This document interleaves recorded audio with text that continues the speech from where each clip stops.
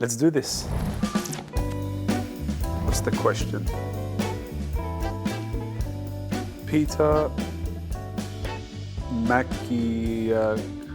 Hold on. It's Greek. It's definitely Greek.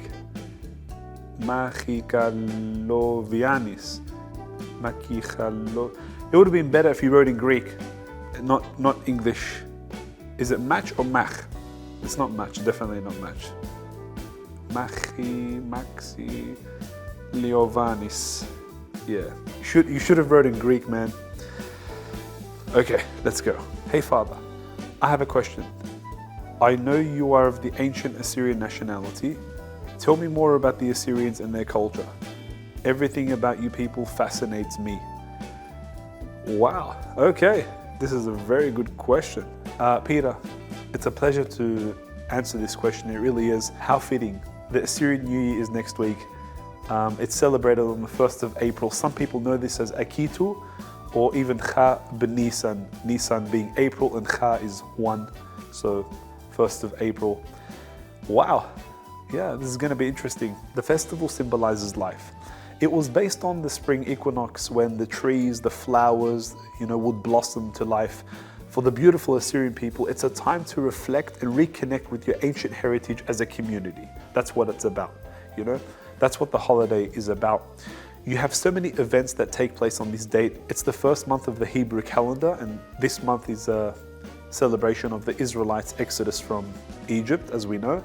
It's also April Fool's Day. Look, I'm going to tell you about the Assyrians, but I need at least 5 episodes just to scratch the surface of their history and, the whole story of Assyria. And there's so much to talk about, and I don't know where to start with this one. I really don't know where to start with this one. Why don't we just send Peter to Qasrani? Just send him to Qasrani and let him stay there for a week. Honestly, he'll experience the Assyrian life, the authentic Assyrian life. Just get him a ticket.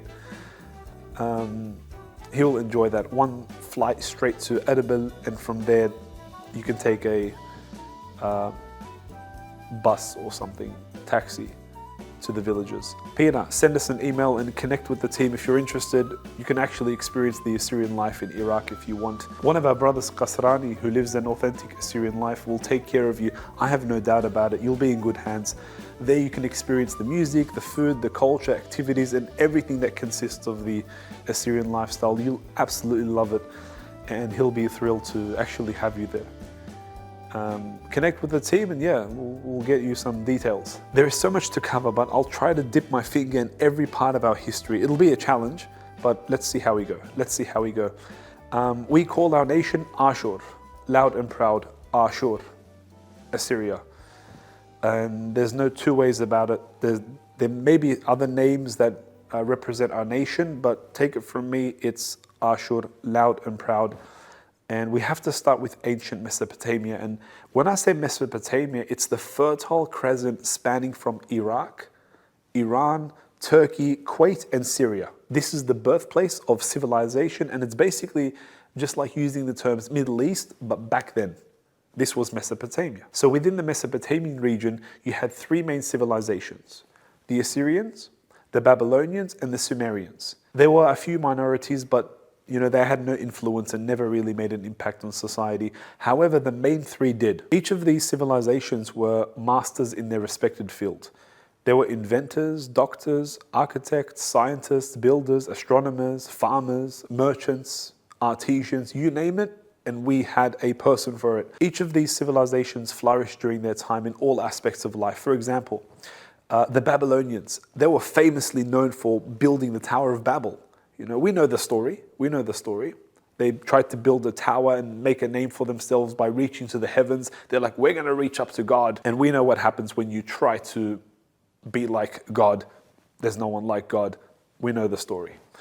Sumerians created the 60-minute time in 1 hour. So the clock we use today is thanks to them. The Assyrians, however, were more advanced than these civilizations. They built the first wheel. The wheel. That's our invention. These wheels were later used for chariots, and the Assyrians, we went to war, and we weren't so good back then. But what can we do? Yeah. On that note, the Assyrians had one of the most ruthless militaries in the world. They were the most feared empires ever. The Assyrians were crazy. The kings, forget about it. The kings at that time, the Assyrian kings, forget about it. These guys were ruthless men. They were so advanced that the enemies never stood a chance. They never stood a chance against the Assyrians. Their weapons were too advanced for other nations. They created the first wheel and chariots. The other nations were on foot and horses, while the Assyrians were on chariots, and they were crazy. And when the enemies saw the chariots, they're like, "What machine is this? What is that?" They feared this nation. It was incredible. It was incredible at the time. What about the irrigation systems? They built dams throughout the regions of Nineveh and different canals throughout the city, providing water to the citizens. It's incredible. It's absolutely incredible. Let me tell you the story. This British engineer came out not long ago and he spoke about how great the dams were. He's like, dams are amazing and it's a brilliant design and it helps with our world and it's incredible. I think he's from North England or somewhere, I'm not sure, Newcastle or Sunderland, I don't know where he's from. England, not UK. UK, we're going up to Scotland. He kept going on and on about how important these dams were. While I was watching, I'm like, man, my people were the inventors of this. We invented the dam, This is boring technology now. It was discovered thousands of years ago by a more ancient civilization. And he's like, yeah, dams are brilliant. Yeah, this is old news, What about medicine? The first nation to develop medicine. You're going to hear me say this often, first nation, so get used to it. They were the first to create the painkillers. The Assyrians, they used herbs and spices, possibly opium. They used opium to heal cuts and serious injuries. Why? Why? Because the Assyrians were lovers of war. And they were constantly going into battle with other nations. We need serious medicine for these battles. We need to get high on something to go up against the enemy. These guys were on something. I don't know what it was, but these guys were on something. I need to make something clear. Assyrians were not Arab.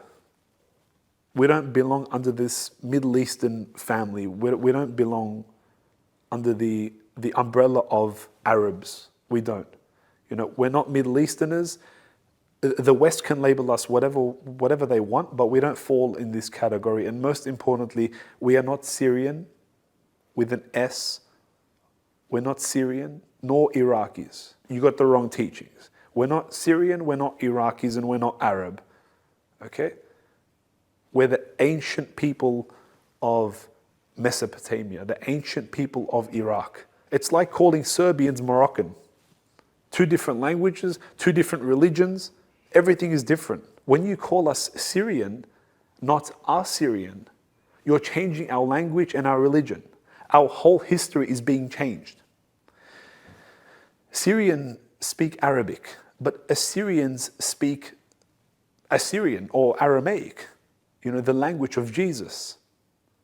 Majority of the Syrians are of the Islamic faith. Majority of the Assyrians are of the Christian faith. Go and read the Bible and you'll discover who the Assyrians were. Ashurbanipal from the book of Ezra?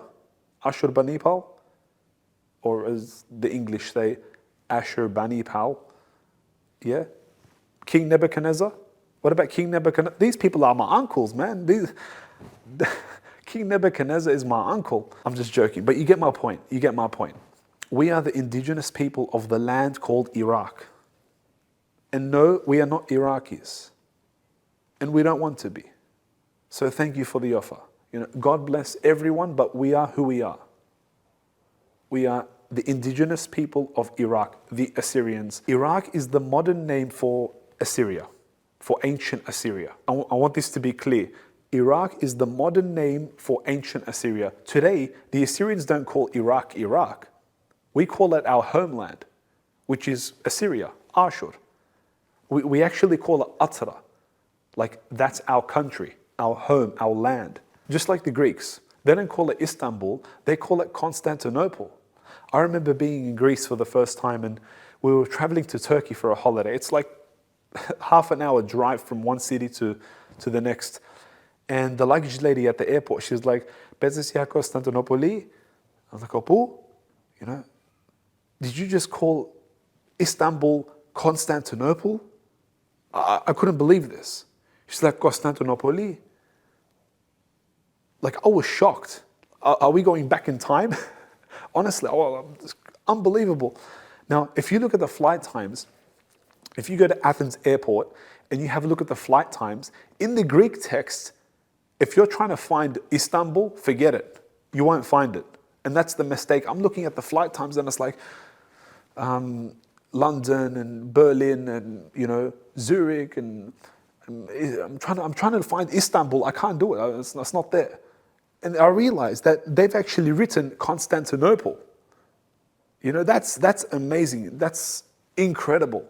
Just imagine you're at the airport, the Iraq airport, or Iraq International Airport, and it's like next flight Babylon, next flight Assyria. That's amazing. That's crazy. If we had an airport, that's what we'd have. We'd always use the ancient names, but that's pretty cool. That's pretty cool, eh? Next flight, boarding in half an hour to Assyria, followed by changeover in Babylon. Yeah. That's pretty cool. The history of my people goes like this. At one stage, we were pagan. We were pagan. And on behalf of all the Assyrians and all clergymen and anyone working for the church, don't cover this up. Okay, we are Christian now, of course, we believe in Jesus, but we were pagan, and don't delete our history. This is something, as a priest, I'm proud of. I'm proud that we were pagan at one stage, and then we, transitioned, and the good transition. See, this is how you transition. I will say that we should admit and accept the fact that we were pagan, and there's nothing wrong with this. This is our history, so don't delete it. Don't delete this. This is our history. So many of our people deny the fact that we were pagan just because they don't want to be reminded of their pagan past. No, don't do this. Don't do it. Because it goes against their current Christian faith. So they're like, yeah, let's not talk about our pagan past. No, let's talk about it. Let's have a coffee. Let's talk about it. Let's talk about it. This is what makes the Assyrian history broad. When you deny the fact that we were pagan and we, who we really were, you make our history like this small. But because of our pagan past and our love for war and our amazing development, our history becomes this big now. So don't delete our past. The Assyrian religion is very controversial because many of our communities today are divided between who we were and who we are today. So this is the Assyrian community. You have those who are like, yes, this is who we were.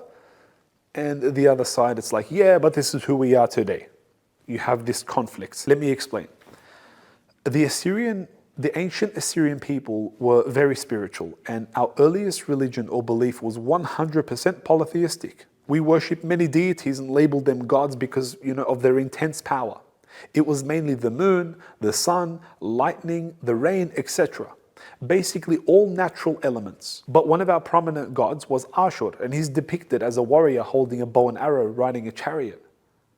You see him, just write Assyrian god Ashur, and he's just depicted as a figure, manly figure, holding a bow and arrow and riding a chariot. We also had a goddess named Ishtar. She was associated with love, war, and fertility, of course. And she's depicted as a naked woman holding a bow and arrow. So the same thing, but a female version. We also worshipped gods such as Shamash. We have Sin, we have Abdad, Tammuz. Tammuz is a month. It's a month now. So we've just labeled these gods, in everyday life. This month is related to this god, and this week is related to this god. So many deities we worshipped. We worship everything. If this was back in the days, we would have worshipped this. I don't know. We would have, we worshipped a lot of things. So my point is that we were very spiritual. The most important thing that we've done is continued in our spiritual life. Even though we were brilliant, learned, and wise people, we've always found comfort in worship. And we've always been like this. We've always been spiritual people. This was our religion. And of course, There were many ceremonies, sacrifices, certain rituals, etc. And this later influenced other nations, especially the Persians. The Persians, they took worship elements from the Assyrians and they developed their own religion, of course, we know as Zoroastrians. You have fire, dualistic cosmology of good and evil. They took that from us. The Persians took it from us. So we were pagan. We worship a lot of things. Then comes our conversion from paganism to monotheism. This means we worshipped one God. And when did this happen? When did we move from polytheism to monotheism? From worshipping many gods, like this guy, and the plants, and the sun, to worshipping one God. We fast forward to the 8th century BC. Have you heard of the story of Jonah and the whale? God wanted to destroy our city, Nineveh, or Nineveh, whatever you want to call it. Who lived in this city? Who lived in the city of Nineveh? My people, the Assyrians. God sent Jonah to remind our people to come back to him because the Assyrians were engaging in all sorts of idol worship and, weed sacrifices. So God got upset and he said, Jonah, go and tell the Assyrians that I'm going to destroy their city unless they turn back and repent. And now people were like, okay, let's have a fast and, ask Jonah's God to forgive us so that our city cannot be destroyed and won't be destroyed. The Assyrians repented and converted. They repented and they converted. They're like, yes, okay, Jonah, we believe in your God. So they converted. This is big. This is huge. What did we convert to? My people that accepted Jonah's testimony. What did we convert to? From paganism to what? We converted to monotheism. Monotheistic belief in one God. The exact same faith and belief as Jonah. In other words, Judaism. My people basically converted to Judaism. Not everyone, but majority of the people residing in Nineveh, the Assyrians were like, yeah, we believe in Jonah's God now. And who was Jonah's God? The God of Israel, the God of Moses, the God of Abraham. So the Assyrians joined and converted to Judaism. This is what history tells us. The fast of the Ninevites, and we call it Ba'ut Ninwaya. Ba'ut de Ninwaya. Like the plead or the fast of the Ninevites. This was done so we can move from a polytheistic belief to monotheistic belief, from polytheism to monotheism. Just like Jonah, the Jewish prophet, from the belief of many gods to the belief in one God. What happened next? Our history doesn't end there. It's still going. Approximately 2,000 years ago, something happened in Jerusalem. A God and a man walked among us, performing miracles, teaching, healing people. Remember, at this point, the Assyrian people dwelling in Assyria were still monotheistic, but some remained pagan, and some were like converts to Zoroastrianism. Others converted to different pagan religions, but you get the point. So this God, man, performing these miracles was very fascinating to the people of Israel. This miracle doer named Jesus had a group of followers and he entrusted them to preach and teach, spreading the good news of God's kingdom within Israel. It started in Israel. They began in Jerusalem and slowly spread to the country's outer regions. Who were the students? The apostles. Because of their willingness and dedication to Jesus, they were entrusted with not only a domestic mission, but an international one. We're going overseas, The greatest mission on earth happened during this time. When their master was crucified, all hope was lost, and the apostles were like, oh man, we thought he was the one to redeem Israel. We thought he was the Messiah. Some of the other apostles went back to their daily jobs and, they gave up. They're like, the Lord's crucified now. We can see him on the cross and it's all over. And then he came back to life from the dead and the mission begins. Go and tell the whole world that a man named Jesus is God and he came back to life. That's the message. Their job was to go and preach the good news of all that happened in Israel, the crucifixion, the resurrection, everything Jesus the Messiah has done. So Mark the Evangelist traveled to Alexandria, Egypt, spreading the news to the Egyptians. Paul the Apostle, of course, not of the original 12, was also called on the mission. He traveled to certain Greek cities, writing epistles to them. And Thomas, of course, traveled to India. But who preached to the Assyrians? Who preached to the Assyrians? It was Thomas's apostle Adde, sometimes known as Thaddeus, who traveled to the Mesopotamian regions. Now, depending on the sources you read, some people say Thomas traveled to Assyria to preach. Some people say it was Thaddeus. Some people say, no, it was Adde, and Thaddeus are two different people. Who knows? Who really knows? Again, it all depends on the source that you read.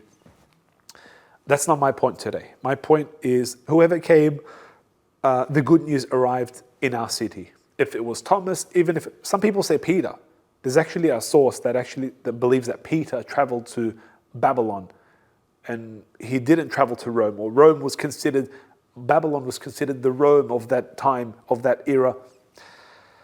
Again, whatever source you read, it doesn't matter. The good news arrived to my people. Jesus is resurrected. So here, the news came to my people. However it got there, it got there. There's actually another story.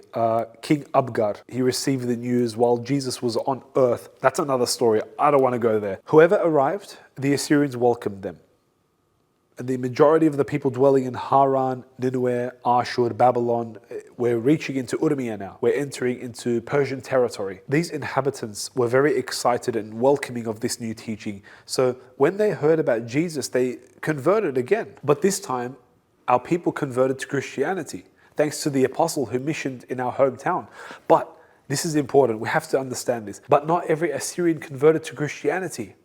Some didn't accept the good news of Jesus. They're like, no, we don't believe. What, you think everyone believed?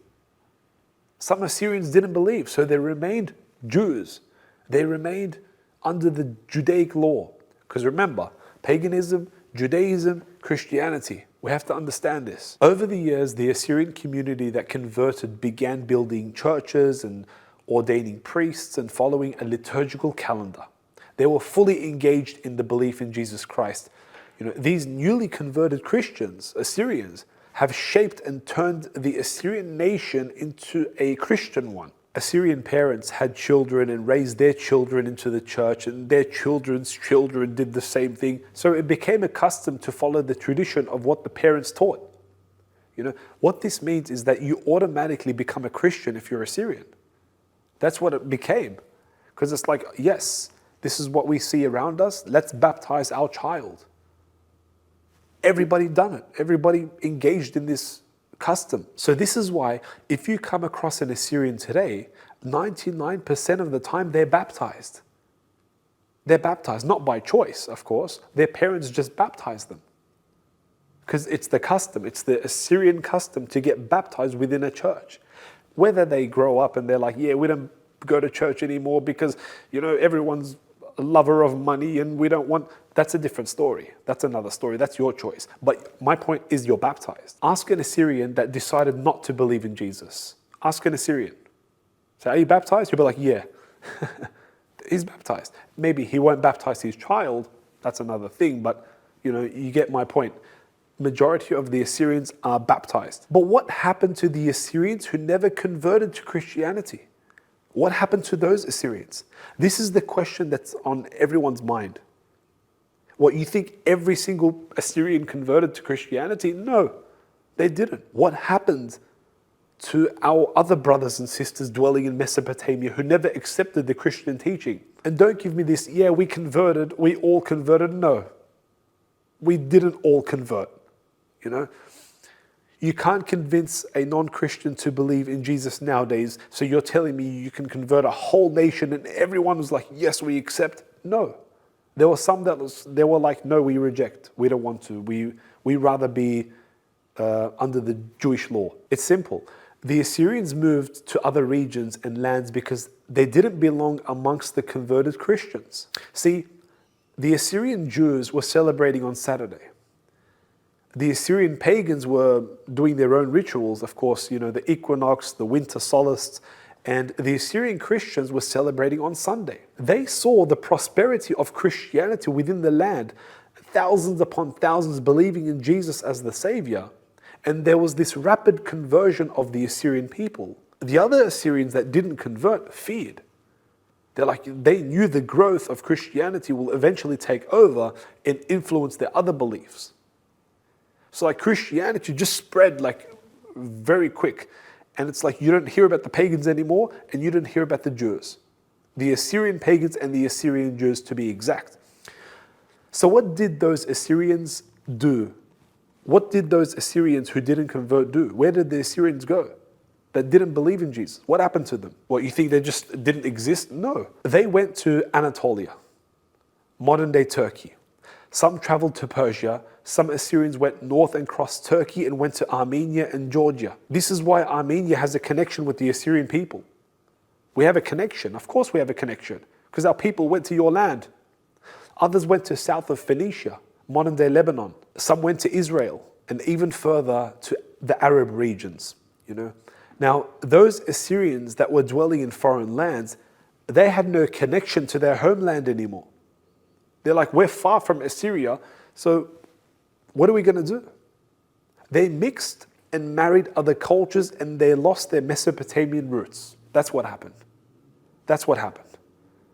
Everyone else will tell you another story, but don't listen to anyone. This is the exact truth. This is what happened. They mixed with the Persians, they had children. They mixed with the Egyptians, they had children. They mixed with the Jews, they had children. They eventually lost their identity. When I was in Greece, I met these Assyrian Jews. This is very, very fascinating. And my people are yeah, they converted, right? I'm no, we converted. They remained. There were Assyrian Jews that remained Jewish, but they kept their identity and their culture.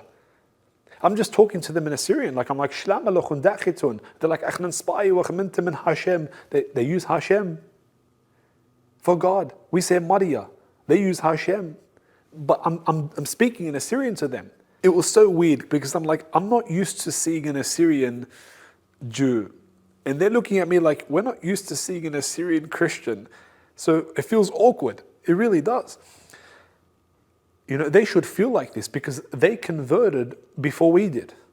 They converted to Judaism, but we both converted. I can guarantee that we both converted to Judaism, but we converted once again to Christianity while they remained.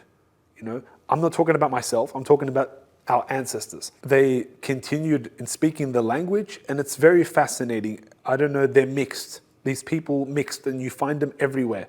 These people were from northern Israel. So you can imagine how many of our Assyrian brothers that never converted are within certain lands. This is amazing. I had this one student who reached out and wanted to know,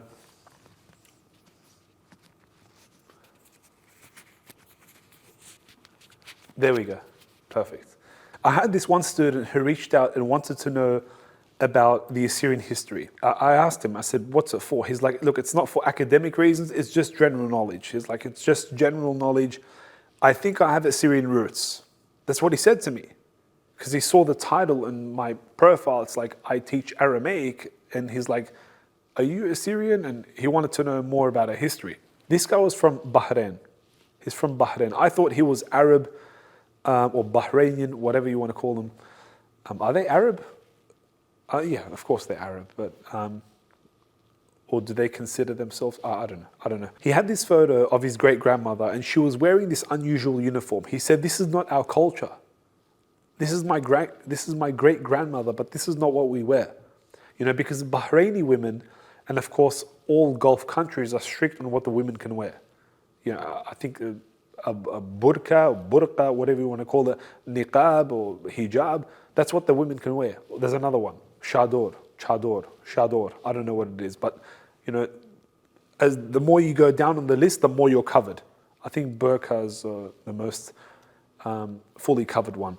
So I asked him to describe his great-grandmother's clothing, and he's look, it was purple with hanging silver bells. There was a waist strap and feathers on a hat. And I knew straight away that this was traditional Assyrian clothing. And when he showed me the photo, it was 100% confirmed that he had Assyrian roots. He had Assyrian roots. This clothing is called Julat Khumala. Julat Khumala.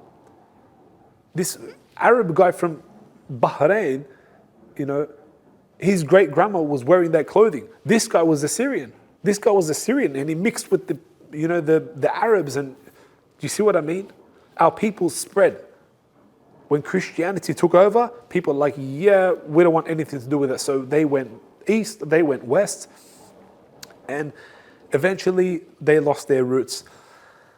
And this is what we have today. We have the Assyrian Christians, and again, even the Christians are dispersed everywhere. How many more of our beloved Mesopotamian brothers are there who have mixed, with other cultures and eventually lost their identity?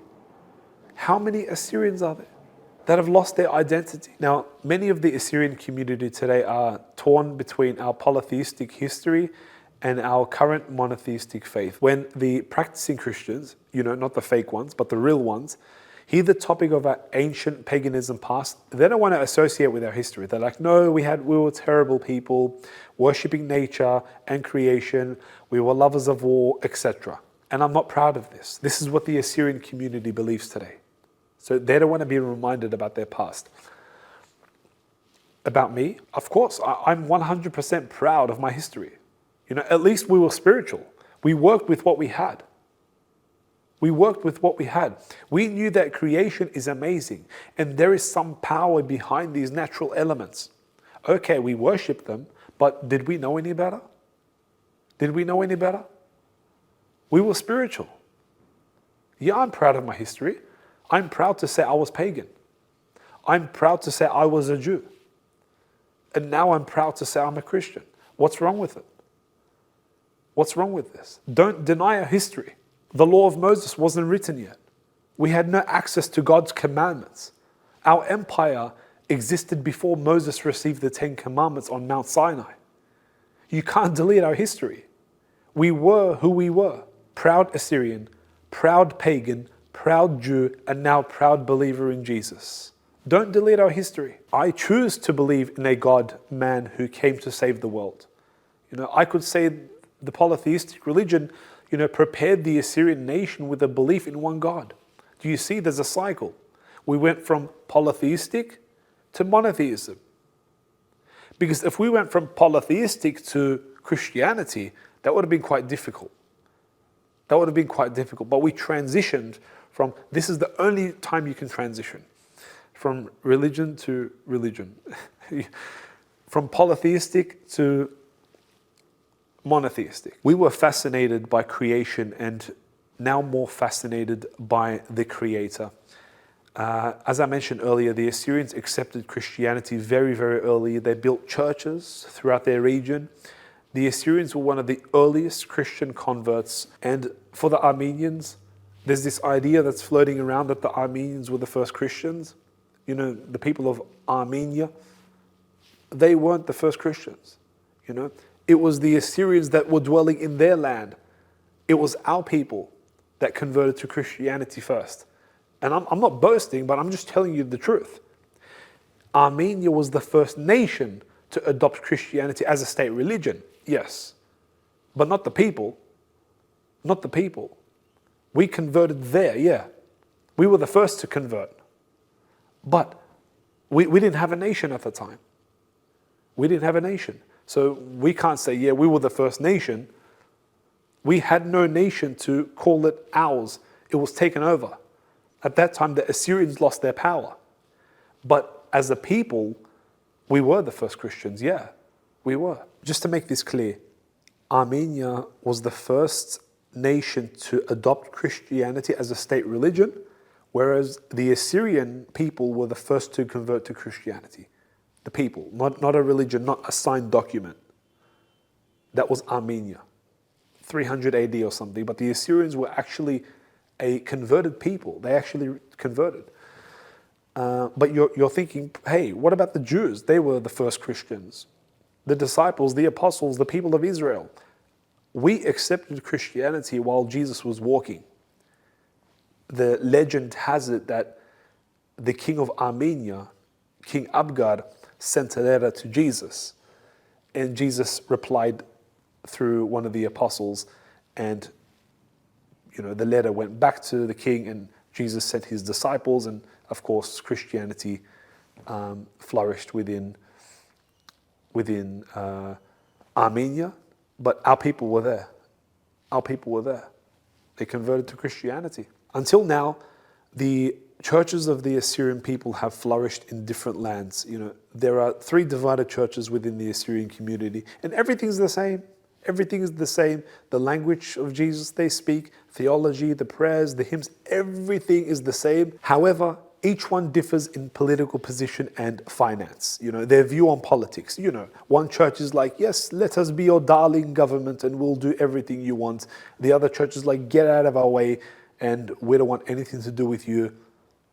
We're preaching Jesus, even if the world ends. 2 different political views, 2 different ideologies. But the same faith, the same church, the same everything. Our churches actually have kept the nation alive. We gather as a community, hold festivals according to the church calendar, and this is really what has united us as a nation. But also, our churches have divided us. Our churches have divided us, and they've done a horrendous job trying to unify the people. Our community belongs to 3 different churches. Every single thing is the same except political ideology and their belief, and some people hate the other side. It's like, yeah, you go to that church, we're against you. And you go to that church, we're against you. Like, it's crazy. I'm not going to get into detail about whose fault this is because this needs another episode and we don't have time for this today. It's sad because this has made our nation weak. Our people left their homeland and they wanted nothing to do with those who are leading the country anymore. They escaped to the United States, Australia, England, Sweden, Germany, etc. So now the Assyrian people are scattered all over the world. Some have remained back home, but they don't want to leave, but that's their choice. Imagine we had full rights to our land now. Just imagine Iraq, which is now run by the Arabs or the Kurdish people, goes back to Assyria, governed by the Assyrians and its original owners. We'd have like the Tower of Babel as our main city icon, just like the Harbour Bridge or, the Big Ben. But we've got like the Tower of Babel just high, I don't know how high. So you have the Tower of Babel and then you cross the street and it's like you see the Hanging Gardens of Babylon and the winged bull statues everywhere. This would be the dream for the Assyrian people. This would be our dream to go back to who we were as a nation, as a people. And the whole world would love this. Imagine exploring ancient Assyrian sites that, of course, now it's all been destroyed by terrorist groups, but imagine we rebuild this just to experience what we experienced back then. Our nation needs a leader. The Assyrian nation needs a leader that loves God first and loves the people. Someone who's not scared to speak the truth amongst government officials when they see wrong. We need someone like this. Someone that goes back to our identity, the Assyrian identity. I don't think our ancient leaders were like, yeah, please come into our land. Do what you want. They were never like this. It's like, you step on our land, you're going to meet a chariot and a bow and arrow. That's who we were. That's who we were. We were violent people, man. You mean the clergy member? Like a priest or a bishop? As a church, as a leader of our nation? Yeah, forget that. Take it from me, that's the last person you want to run a nation. Take it from me. Believe me. You can't dip your finger into politics and the spiritual world. You can't have a political and a spiritual leader. These 2 things are separate. But slowly, we're heading that way. We need to go back. You can't have a spiritual leader as a nation leader, period. Yeah, so just get that off your mind and get that off your mind. The nation leader will need to consult the spiritual leaders for help on how to help people become lovers of God, how to save souls. That's the goal of spiritual leaders. The church needs to obey the leaders on federal matters, both in line with God's law and vice versa. That answers your question about clergy members running a nation. Everyone in their own field. Don't dip your fingers in certain things. We don't need that. Just imagine a priest or a bishop as a prime minister of Assyria. It's like, yeah, let me pray for your sins, but I'm sending tanks to this nation. No, a leader needs to go to war. And a man of God cannot go to war. A man of God cannot, engage in filthy matters. Just be a spiritual leader and that's it. Don't dip into politics and business and fight. I don't want to go down that path. Move. We have an Assyrian flag, an official flag. It looks like the football logo of Paraguay.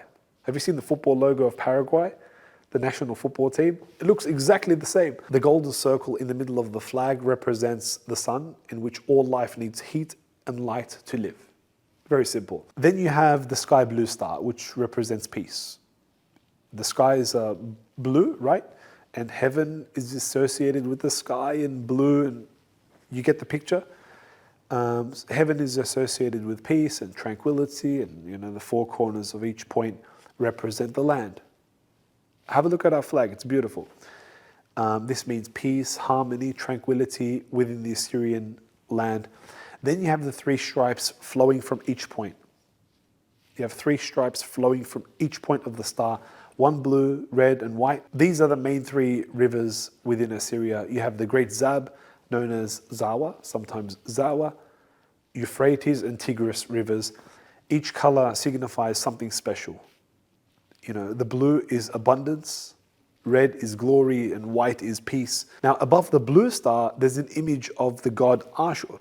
It's depicted holding a bow and arrow again, and this signifies the protection of our country. This is our flag. It's so unique. Our ancient people do exist. It's a unique flag. We have too much history to let everything slip away into absolutely nothing. This is where we need to come together as a nation, and elect a leader in a team. This is what we have to do. We have no choice. We really have no choice. And once we establish this team of honest people, the people choose. The people choose. Not an elect few people making decisions behind closed doors. We don't need that anymore. Forget it. The people choose. The innocent people. We can make noise globally if we want. We can do it. We can make noise globally and fight for our beloved people, because we are not a community that gives up. When we know one member is in threat, we will do everything for them. Everything we do is for our people. Everything belongs to the people. Everything is for the people. Our nation is for the people. The church is for the people. Our flag is for the people. We are a strong nation and would be much stronger if we put our tribal traditions and dialects and, our different faith, it's the same faith, but like our different political views of churches aside. A beautiful, powerful, and unique nation with its flag flying high. And Peter, thank you again for your question. God bless you and those who are watching. God bless you always, my beloved Assyrian people. Enjoy the Assyrian New Year. Chap Nisan. May it be blessed to you all. And be strong and courageous always, and love, peace to everyone. Let's get out of here. Let's go home.